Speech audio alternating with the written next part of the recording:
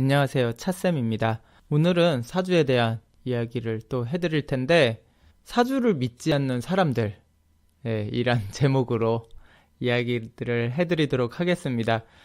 사주를 일반적으로 잘 믿지 않는 사람들이 많죠. 주로 남성분들이 좀 더 잘 안 믿는 것 같아요. 여성분들에 비해서. 그리고 나이가 젊을수록 더 안 믿습니다. 연세가 있으신 분들은 그래도 남성분들 중에서도 많이 믿어요. 그리고 상담도 많이 오시고요. 이제 젊은 남성분들이 안 믿는 경우는 아무래도 좀 어렸을 때부터 교육이 좀 노력을 해야만 성공을 한다. 열심히 살아야 한다. 나는 할 수 있어. 이런 생각을 많이 갖고 있기 때문에 운명적인 생각은 잘 못하는 것 같아요. 뭔가 의지적으로 내가 살 수 있다. 이렇게만 생각을 하니까요.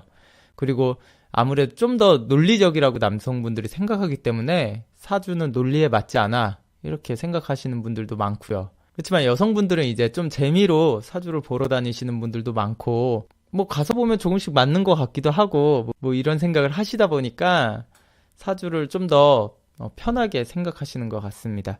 제가 오늘은 사주를 믿지 않는 분들의 생각을 조금 더 좀 개선시키기 위해서 그분들이 말하는 논리를 정면으로 좀 반박해 드리도록 하겠습니다. 왜냐면 이 부분을 타 역술인들은 제대로 하지를 않으세요. 사실은 못하죠. 왜냐면 본인들도 모르기 때문에 그렇습니다.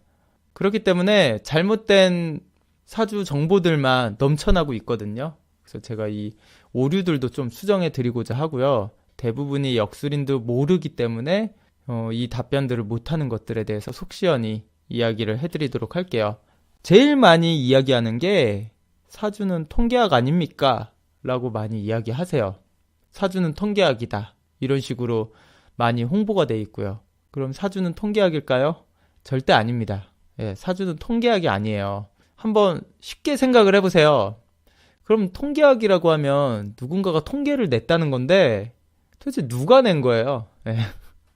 아무도 낸 사람이 없습니다. 통계를. 그리고 중요한 건 우리 간단한 사회에서 통계를 내는 것들도 있잖아요.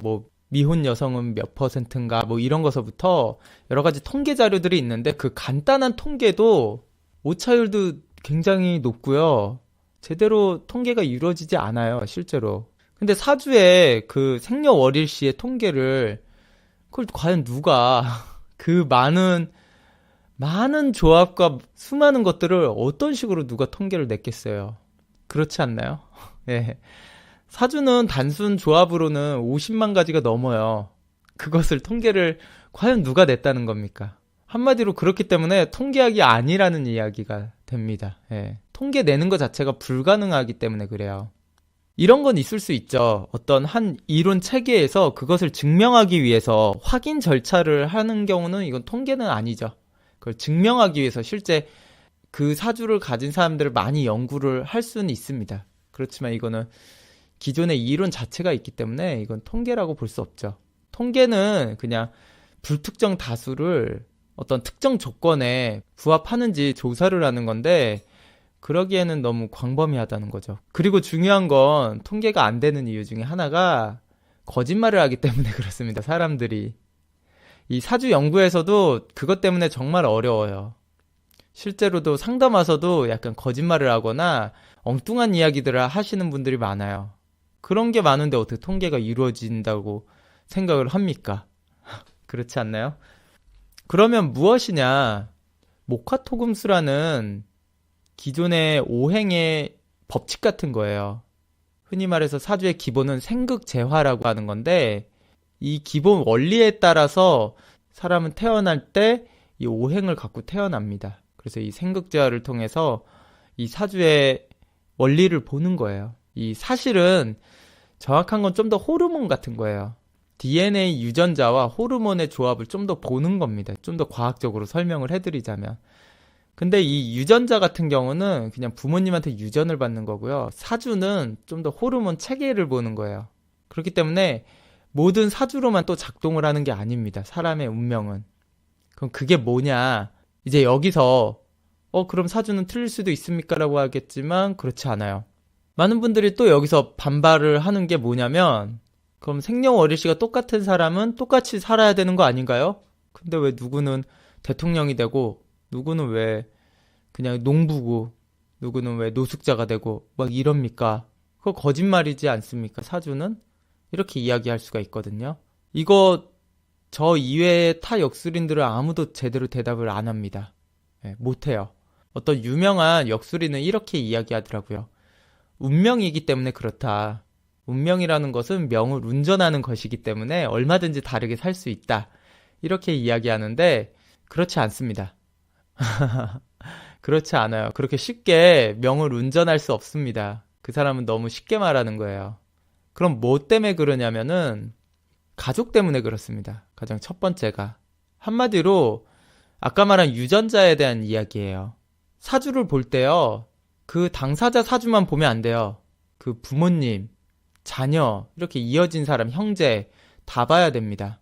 그러니까 똑같은 사주라 할지라도 똑같은 생년월일시를 이야기하죠. 분과 초까지 완전 똑같다 하더라도요. 그 사람은 부모님은 달라요. 그랬을 때 부모님의 생년월일시가 다를 거 아니에요? 그 부모님의 생년월일시에서 자녀가 어떻게 나왔는지, 이 자녀에서 부모님이 어떤 모습으로 표현됐는지 이런 것들을 보고 알 수 있습니다. 그렇기 때문에 어떤 사주는 이렇게 한쪽은 대통령이 될 수도 있고 한쪽은 노숙자가 될 수도 있고 이게 부모님 사주. 아니면 그러면 또 이럴 것 같아요. 쌍둥이는 부모님도 똑같잖아요. DNA도 똑같고 그 다음이 이제 결혼 배우자입니다. 배우자에 따라서 운명이 또 갈려요. 그 다음에 후에 낳는 나의 자녀. 쌍둥이라 할지라도요. 똑같은 생년월일시를 가진 사람과 결혼하지 않고 똑같은 생년월일시를 가진 자녀를 낳지 않습니다. 그것을 보고 또 경우의 수가 또 나와요. 굉장히 무한대입니다. 그러니까 실제로 이 사주의 조합을 52만 가지로 보지만 부모님과 나의 연결된 모든 관계되어 있는 사주를 보면요. 실제 사주의 조합은 무한대입니다. 똑같은 사주란 건 있을 수가 없어요. 아예 없습니다.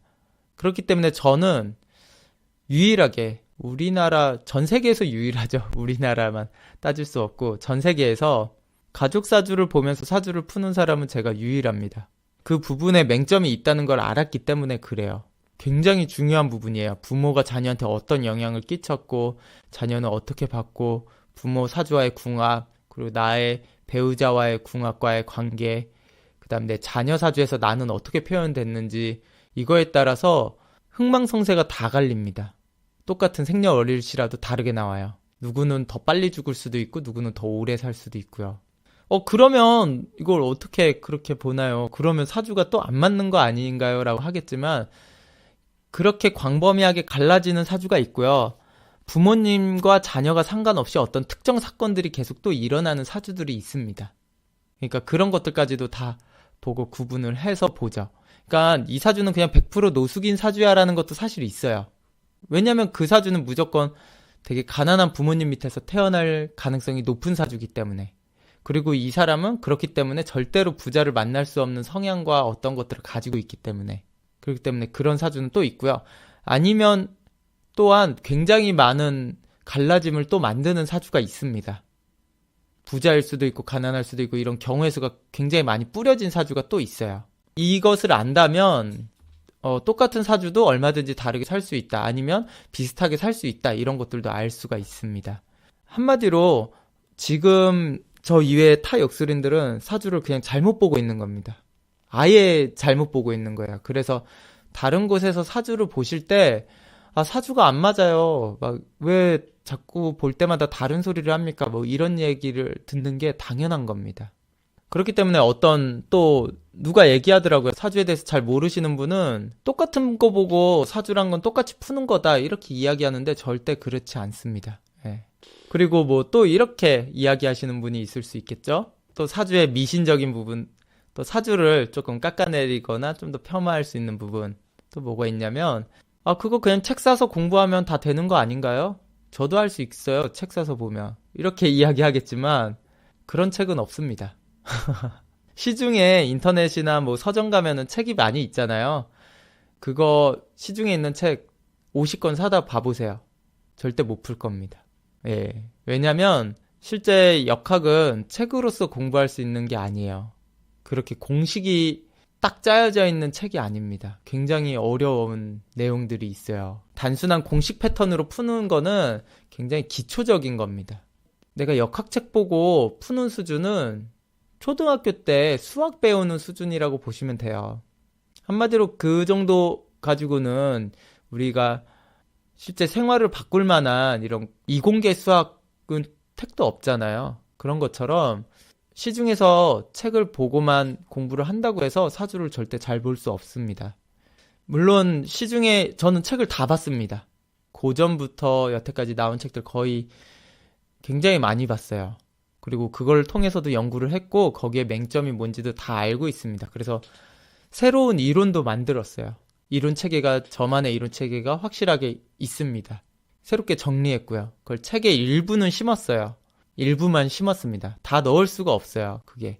그럼 책이 한 10만 페이지 돼야 됩니다. 예. 그걸 사람의 노력으로 쓸 수가 없고요. 그리고 되게 세밀한 부분을 글로 표현할 수가 없어요. 사실은. 우리 언어가 글로 다 표현될 수 있을 것 같죠? 그렇지 않습니다. 우리가 누군가에게 어떤 사물을 설명할 때 정확히 설명할 수 있어요.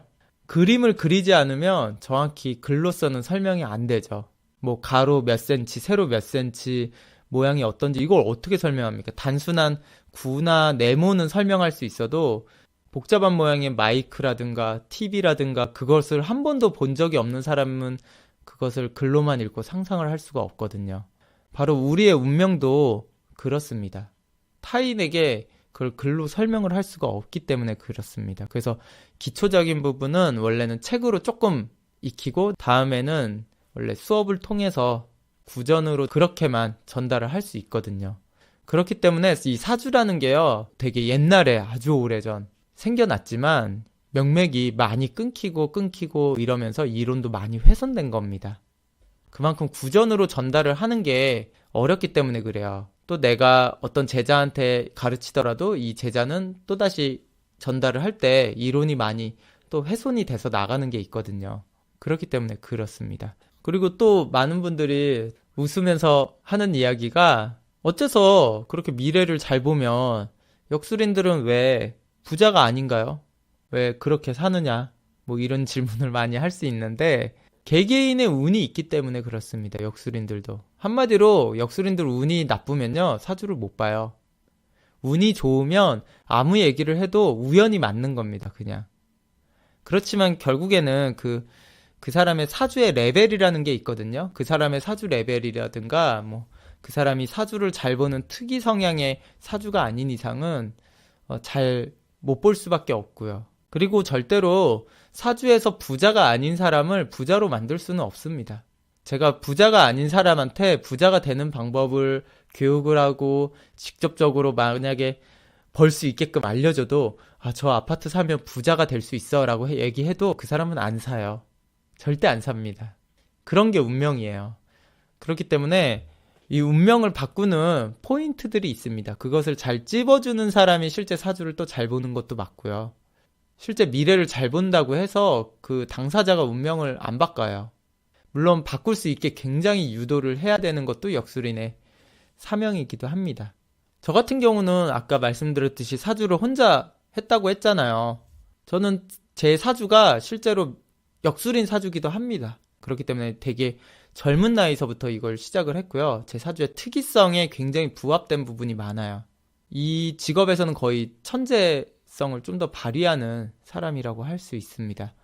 제가 팟캐스트에서 이전 방송들에서는 굉장히 많은 인물들을 예언을 하고 실제 마쳤습니다. 제가 이제 그 인물들에 대한 스토리들을 제가 팟캐스트 방송을 다시 따와서 여기 유튜브에 업로드해 드리도록 하겠습니다. 오늘은 사주를 믿지 않는 사람들, 그분들에 대한 기본적인 불신들에 대한 이야기들을 제가 좀 반박해서 이야기를 해드렸어요.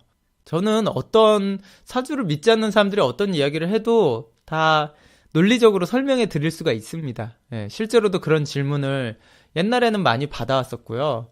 그랬을 때 다 납득이 되게 설명을 했어요. 사주를 통해서 많은 분들이 좀 인생을 개선하고 좀 더 발전시켰으면 좋겠다는 생각을 하고 있습니다. 아무튼 오늘 방송은 여기까지만 하겠습니다.